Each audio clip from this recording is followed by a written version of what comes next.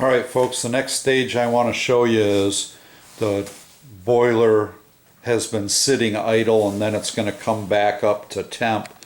The house has been calling for heat. The boiler went up to temp at 180 and went up, actually shot up as far as like 187 because the house wasn't calling for heat. Then the house started calling for heat and it went down. We're at 170 now. So when it hits 169, the blower fan's going to come on and we'll show you what this cycle looks like with primary burn and secondary burn through that whole process. All right, 169, fan just came on. So I'm going to show you what it looks like inside there. I'm going to take the lever to the load position. I want to wait a minute because the thing's been sitting idle. I don't want it to flash back on me. I'm going to open the door and you can see there's pretty much nothing going on there. I'm going to go back to the run position, and if I open this up, secondary burn chamber, you can see that there's some pretty good live coals inside there, but there's not much happening in general here right now because it's at the start of coming back to life. This is what we refer to as relight from coals, and this unit does a real good job. Profab did a great job designing the amount of fire brick and heat storage capacity that this boiler needed to be able to relight from coals. That's part of the problems that some of the manufacturers have had, that after their boilers sit for a couple hours they won't relight.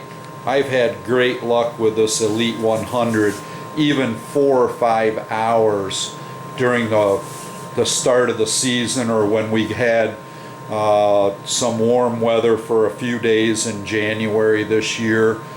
I had great luck with this unit sitting idle for many hours and relighting on its own. And if it didn't, I had times where it was towards the end of the cycle, there wasn't much in there and it didn't relight. So what I do is I keep my torch here, and if I have to at that stage, I'll just put the torch in there and hit it, and literally in 10 seconds I've got fire going again.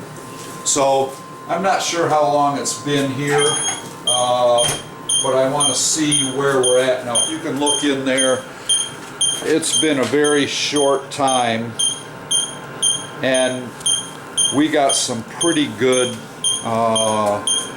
coals going again inside there, and we are working towards the end of this cycle since I loaded this stove, so we're burning through a complete cycle. So at this stage, while I was here, not a problem to stir this up a little bit, stir these coals around. I like to scrape the sides at this stage.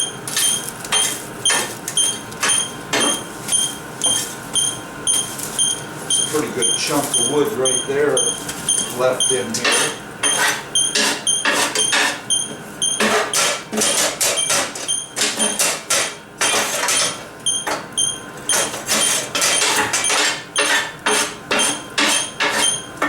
Alright, so we're starting to get going again. I'm going to put it back in the run position. And I'm going to open this secondary burn chamber. We're at 166, so we dipped a little bit. The house is still calling for heat, and the boiler's trying to satisfy that need plus recover back to 180. So here's what we got going on, secondary burn. So we're starting to get a pretty good fire going back in there. I hope you could see that. I'm not going to leave it open for very long, but we're recovering now. The house is still calling for heat. The boiler is running at the tail end of the cycle with wood that I just stirred the coals up. So from this point forward, this fire is going to burn hot because most of the moisture that was in any of that wood has burned out. That's why we had that buildup in there. Now it's going to burn, and the fire will be burning so hot it'll burn the moisture and the creosote back off the unit and turn it into like a dry powder. I also use a product called Empyre Former, and I put this in once a day. I keep a little cup.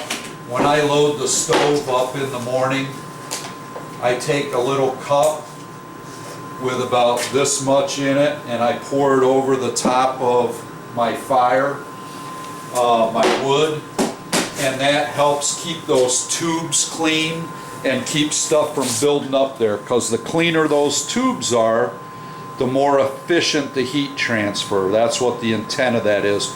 I'm going to open this door back up and we'll take a look, see at what we got going on for a fire.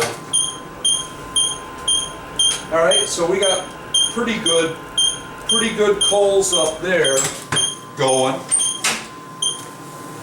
And I'll show you what that produces down here. We're back in the run position.